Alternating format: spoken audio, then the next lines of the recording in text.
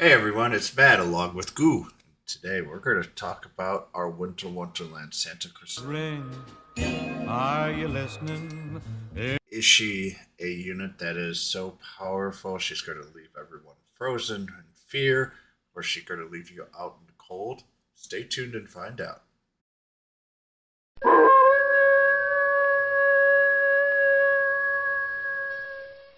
Alright, so Santa Kristalina is a demon magic user. She is a very, very powerful leader. Even though you're like, hey, Mad, increases spell power by 10%. Doesn't White King have that? Yes, but she is a much more powerful and sturdy unit than White King. And also gives you a chance to have different elements. Instead of whoosh, you can have both crackle and zam to have your 10% as your leader. This is wonderful if you need to use different elements to take down different enemies, or just need general, just because those are the only units that you have. It is still one of the most powerful leadership units in the game, and really can't say too much else about the leadership effect other than it's pretty sweet. Um, she is a very interesting unit. She has a non-elemental skill, Mary Shower.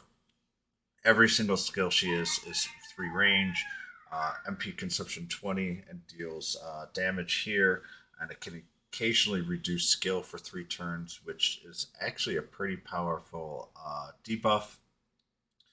Her other two skills have a lot of MP usage, both at 108. Present for You does Zam spell damage to AoE for 3 units, and Frigid Blade, which is her major damage skill, does heavy crackle damage to one enemy. And she out damages Zoma with this skill. And this is kind of the unit that she is basically replacing. Zoma and Santa Crystalina both have this heavy ice or crackle damage. Hers is a lot stronger, especially with her first awakening skill, which reduces MP cost, which is very important for her, and increases power overall. She just doesn't have as much MP as you would really like. This is one of her main weaknesses, and in a lot of ways, you're basically going to be comparing her with Zoma because of her frigid blade. I love Zoma more than I love Santa Crystalina, so I'm a little biased in that regard. So Zoma's like my one of my favorite end bosses of all time.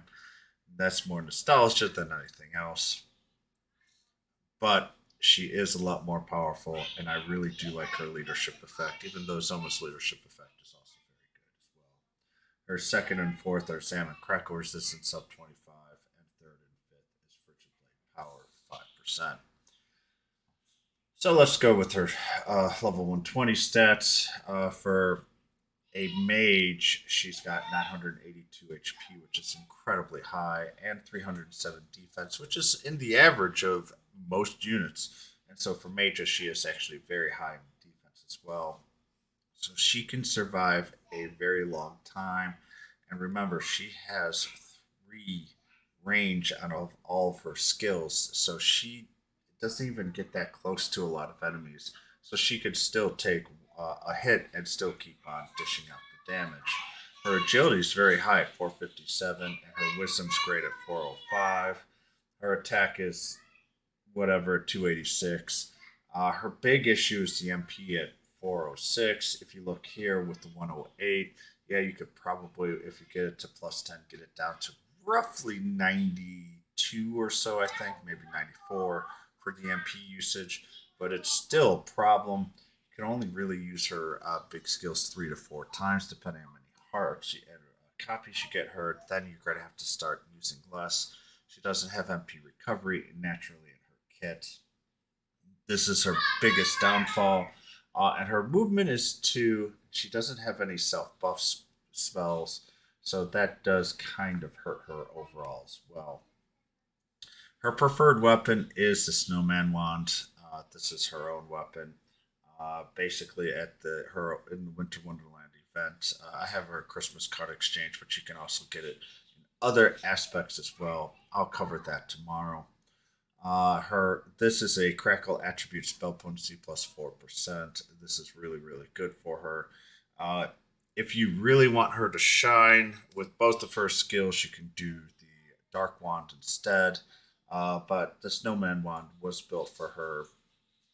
You're really going to focus on using her crackle power and not her zam power, but you can go either way. Wisdom plus 22 is its main stats. For alchemy, it has the ability to give her the frigid blade power and also crackle spell, both in normal potency and brilliant. I prefer potency just for a little bit more consistent damage. You can do wisdom, but there's also MP, and depending on the rolls, if you can get a couple more MPs, you might be able to squeeze out one more big spell. That might actually be more beneficial than wisdom, but it's right on the edge there. But if you could get frigid blade power and some crackle spell power only, then you'll really unlock her insane power capabilities. Preferred skills, there's a lot of them. It's almost hard to go wrong with pretty much anything with Santa Krystalinda, especially in the magical sense. I am leaning towards doing having a lower cost spell with elemental damage. Once again, it's like just like Barbados has the main issue of big spell damage and not a lot of lower spell costing capabilities. Merry Christmas is a very good non-elemental and relatively low level or low MP casting non-elemental spell. So that still might actually be good enough for you, and you can go for a debuff or a buff as well, depending on because her bait issue is turn one. She is most likely not going to do much because she is relatively fast with only two movement, and even with a range of three, that just she's going to have a hard time reaching a lot of people. Um, so I chose Zapple Frizzle as the top two. My main choice is probably going to be actually Bang. She needs a lower MP consumption AOE. Uh, Basically, I'm just looking to give her another element here, but there's a lot that you can do with her, and she could probably use that one additional skill. So she's pretty flexible in this regards. So it was kind of hard to actually really choose the skills overall. So pros cons poll. Pros. I mean, honestly, her HP defense combination to keep her alive is fantastic for mage, and she has very good wisdom to boot as well. It's not like she sacrificed a lot of wisdom for those other skills. Her main level one is that she can counter within range to give her even more damage overall. I love that with her. She is a very competent mage. Very confident mage. And with her powerful casting, especially with Crackle and Zan, all with the range of three, there's not much to not like about her at all. The main ones is and I'm going to spend a little bit more time than I usually do in the cons. She's a little underpowered compared to some of the other units we just received and will receive soon. In JP, she was released basically 4 months in gameplay terms before. She was incredibly powerful for that time. She's actually just, I would say, behind Marquise de Leon, uh, roughly equivalent to Vera now in Japan. Uh, and she's going to be way behind Nocturnus, but in all fairness, almost every unit's behind Nocturnus at this point in JP, except for literally the just released units. So she feels a little underpowered compared to what we are seeing, but, and this is the reason why I say that I was going to talk about this, she is about to get blossoming in JP, and I expect her to get blossoming relatively early compared to a lot of the other limited units because of this. And so she'll probably become really strong again. But I just don't know what it is. We do know that for their winter event, they're going to get 8 more blossomings. And so it's going to be a pretty big and interesting drop there. So I kind of can't wait to see what everything is of hers. It would be great if she either got a movement or some type of MP restore. But even so, you should. I'm expecting her to have two areas of MP, so that might give her another 30 or 40 at max MP, which is going to be a huge help for her. Obviously, she'll get more wisdom. She'll probably get some crackle bonuses, etc., etc. So it'll be really interesting to see how they build her. If they build her correctly, she will become very, very powerful again. So we'll have to see on that.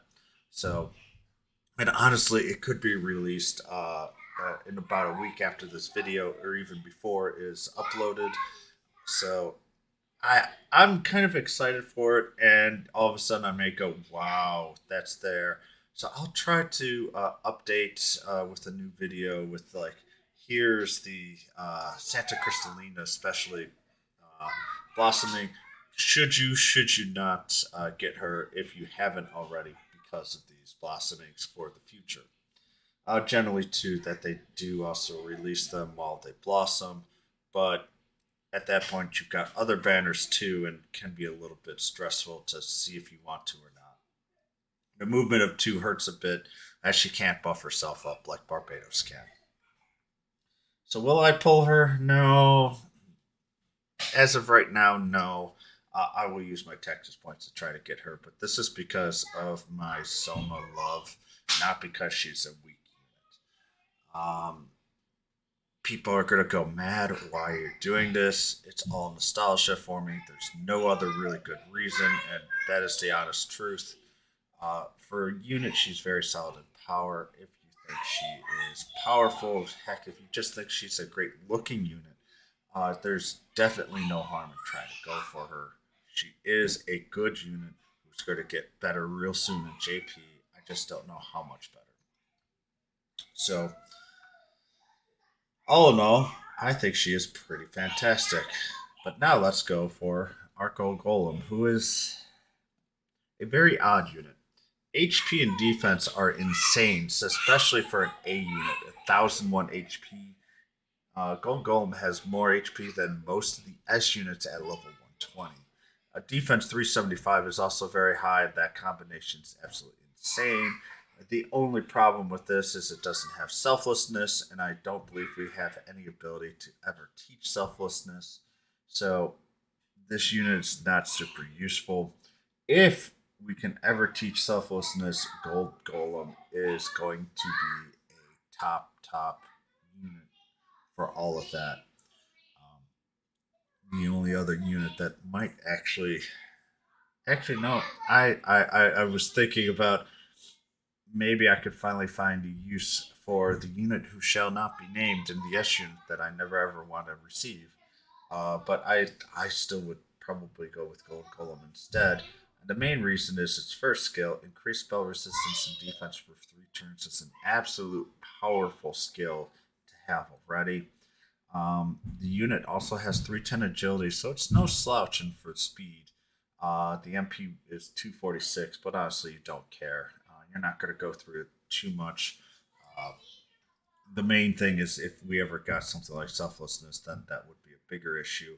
Uh, with its first awakening, it does go from 2 to 3, which is also pretty fantastic.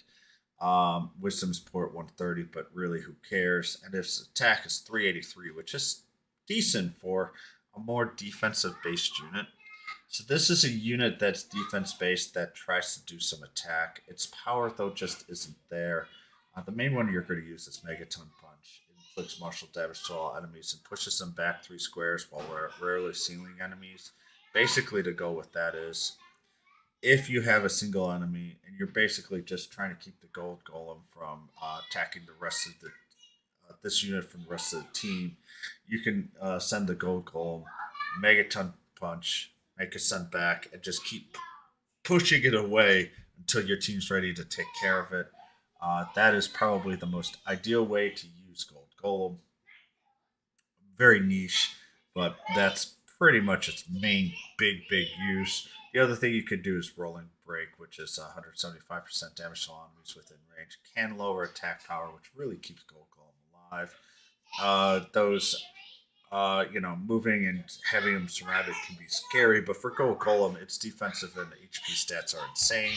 So very, very good overall there.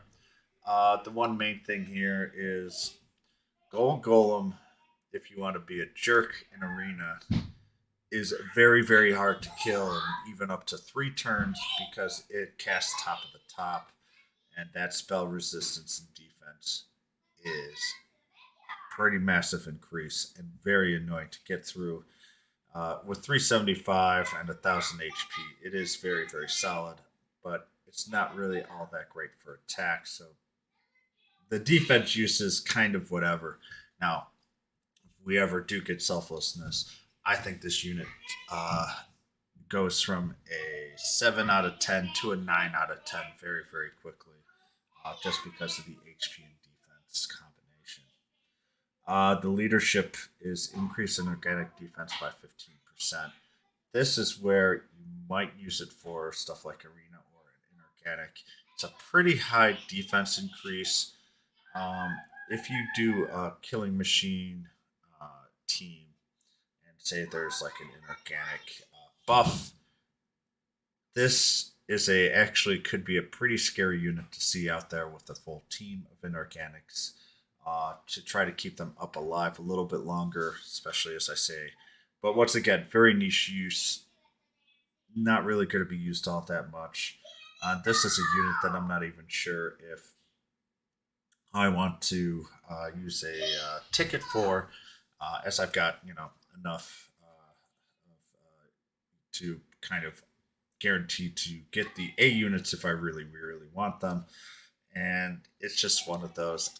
I don't know. Skills right now, add a debuff if you're going to use Gold Golem, but honestly, just hope at some point we get a selflessness or something similar to that soon. I think that's when people are going to get really really excited about Gold Golem. So I hope you guys enjoy. I will be doing the Winter Wonderland reviews tomorrow. I'm setting it up currently, so I hope you guys enjoy. But more importantly, you guys have a good day, and I will see you guys later. Bye, everyone.